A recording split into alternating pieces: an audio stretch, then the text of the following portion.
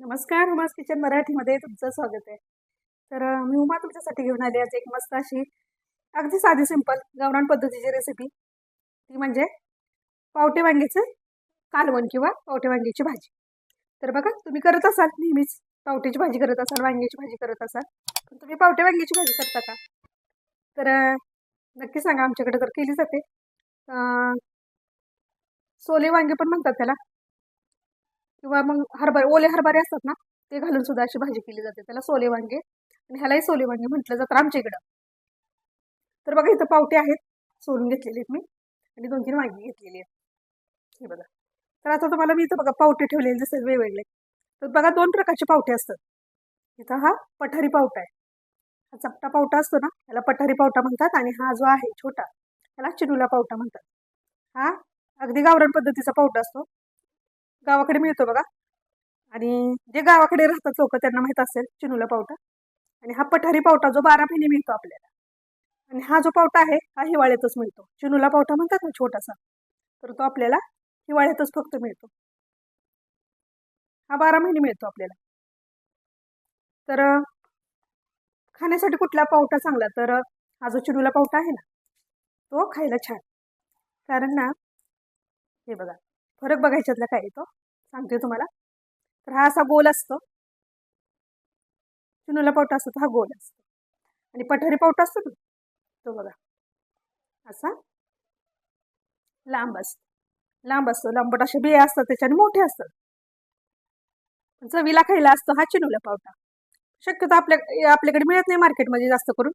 जर आसपास जर खेडेगाव असतील आणि तिथून जर येत असेल तर विकायला, तर आपल्याला हा मिळतो. तर आमच्याकडे मिळतो बघा, कधी कधी असा मिक्स मिळतो, म्हणजे मिक्स आलेला आहे बघा.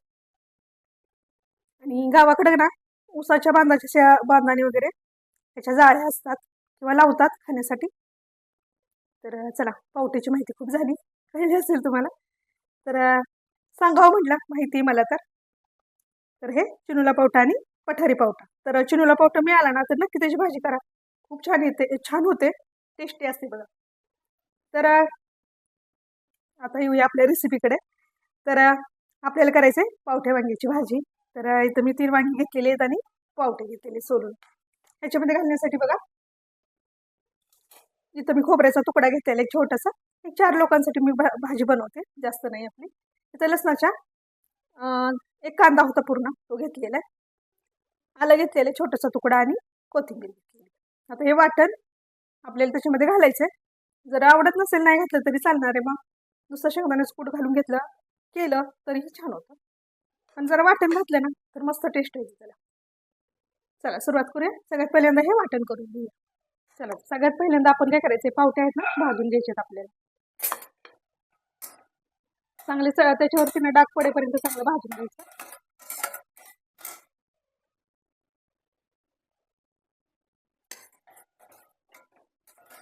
चला, तर आपला मसाला वाटून झालेला आहे, पावटे आपले भाजून झालेले आहेत बघा. पावटे असे भाजायचे आपल्याला चांगले, असे त्याच्यावरचे चट्टे पडले पाहिजेत, असे आपण भाजून घ्यायचे, म्हणजे भाजी छान होते.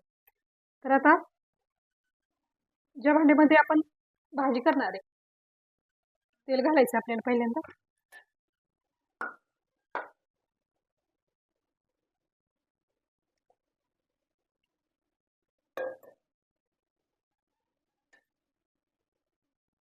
2 चमचे मी तेल घातलेले. तेल चांगलं गरम होऊ द्यायचं. तेल गरम झालं की थोडीशी मोहरी घालायची.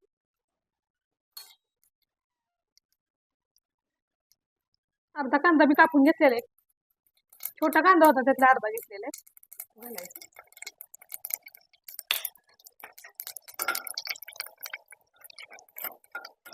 वांगी आपण फोडीमध्ये कापून घेतलेली बघा.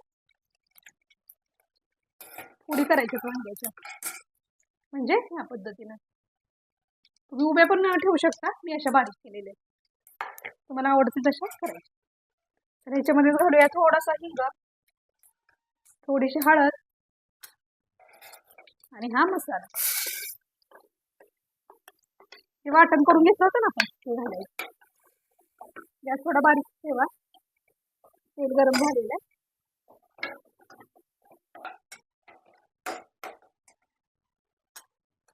त्याच्यामध्ये घालूया आपण तिखट.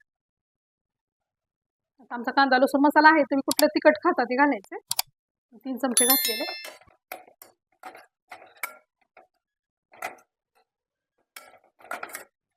मसाला इथं चांगला भाजून घ्यायचा आहे आपल्याला. थोडंसं पाणी घालूया म्हणजे मसाला जळणार आहे. हा मसाला न घालता सुद्धा तुम्ही ही भाजी करू शकता. फक्त शेंगदाण्याचं कूट सुद्धा घालू शकता. जरा मसाला थोडासा फ्रेश असा घातला ना, वाटत थोडंसं छान होतं कालवण.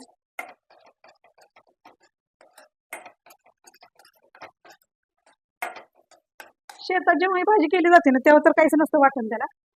फक्त कूट वगैरे नाही तर चटणी मीठ घातलं तरी ते भाजी एक नंबरच होते असते. वांगी घालूया त्याच्यामध्ये. हा पाव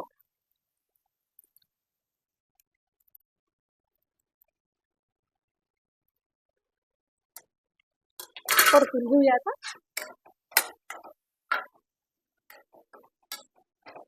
त्या शेतामध्ये पावटे वगैरे असतात, ते पार्ट्या वगैरे केले जातात शेतामध्ये जाऊन.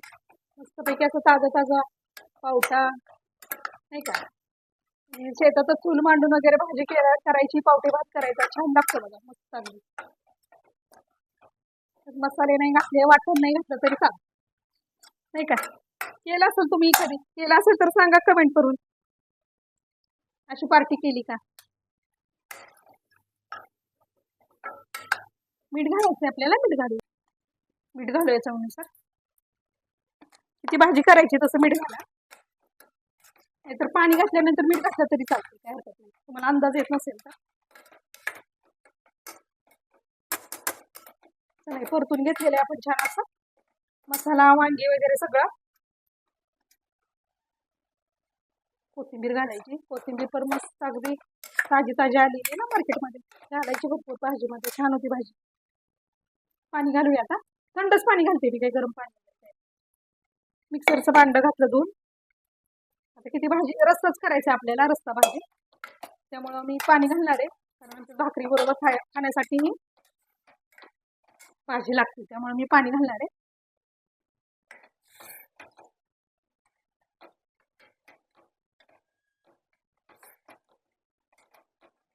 2 ग्लास पाणी घातलेलं आहे, कारण ते शिजणार आहे. आणि एक अर्धा ग्लास तरी पाणी आटणार आहे आता हे शिजत वगैरे. तर बघा, ही अशी भाजी केलेली आपण तयार. अजून आपल्याला कूट घालायचं शेंगदाण्याचं, त्याची ही कोथिंबीर घालूया.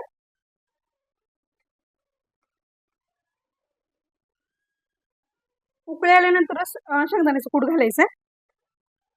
उकळीच्या आधी घातलं तर शेंगदाण्याच्या कुटाने काय होतं, भाजी आपली पांढरी पडते बघा, पांढरा कलर येतो.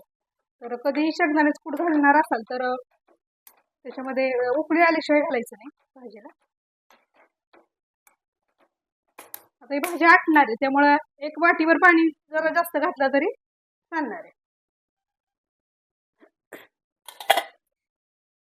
तर बघा, आपल्या कालवणाला किंवा भाजीला उकळी आलेली.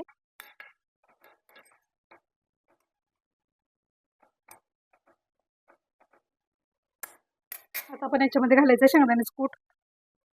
आम्ही शेंगदाण्याचं कूट घालतच असतो भाजीमध्ये. आमच्या रोजच्या भाजीला शेंगदाण्याचं कूट लागतं. 3 चमचे घातलेले मी शेंगदाण्याचं कूट. आमच्या सातारा साईडला ना शेंगदाण्याच्या कुटाशिवाय भाजी होत नाही. प्रत्येक भाजीमध्ये, अगदी नॉनव्हेज सोडलं ना तर प्रत्येक भाजीत शेंगदाण्याचं कूट असतं. चला, आता ह्याला ना अगदी बारीक गॅस करायचा. थोडंसं तिरकं झाकण आणि अगदी बारीक गॅस करायचा आणि 20 मिनिटं चांगलं शिजू द्यायचं त्याला.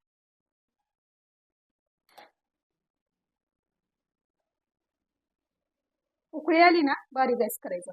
20 मिनिटं चांगलं बारीक गॅसवरती शिजू द्यायचं. थोडंसं आटू द्यायचं म्हणजे भाजी छान होते.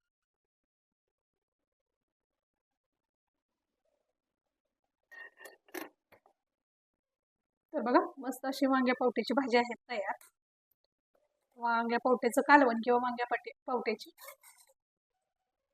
पावट्याची भाजी बघा. रस्सा भाजी केलेली आपण मस्त अशी, किती छान झालेली आहे, मस्त अगदी भाकरी बरोबर खायची आहे. चला, सर्व करूया प्लेटमध्ये. तर बघा, बनवून तयार आहे आपली मस्त अशी वांगा आणि पावट्याची रस्सा भाजी किंवा कालवण. हे बघा, मस्त अगदी गावरान पद्धतीने केलेलं, मस्त असं वांग्या पावट्याचं कालवण. तुम्ही खूप वेळा पावट्याची भाजी करत असाल, रस्सा भाजी किंवा वांग्याचं करत असाल, पण मिक्स भाजी खूप छान लागते बघा. नक्की करून बघा, आवडेल तुम्हाला. आणि करत असाल तर तुम्ही कुठल्या पद्धतीने करता किंवा ह्याच पद्धतीने करता का ते नक्की सांगा मला कमेंट करून. तर आवडली का रेसिपी ते नक्की सांगा. आवडली असेल तर पटपट लाईक करून टाका. बरं, किती छान झाली आहे ना, मस्त अगदी मस्त अगदी झालेली आहे. खूप छान लागती पण छान अगदी. तर ही भाजी ना बाजरीच्या भाकरीबरोबर जर खाल ना तर एकच नंबर लागते. ज्वारीची भाकरी असेल तरी चालेल, ज्वारीच्या भाकरी बरोबर पण छान लागते. आता तुम्हाला भाकरीच नाही आवडत, चपाती आवडते, चपाती बरोबर खा, त्यांनी छान लागणार आहे. मस्तच अगदी.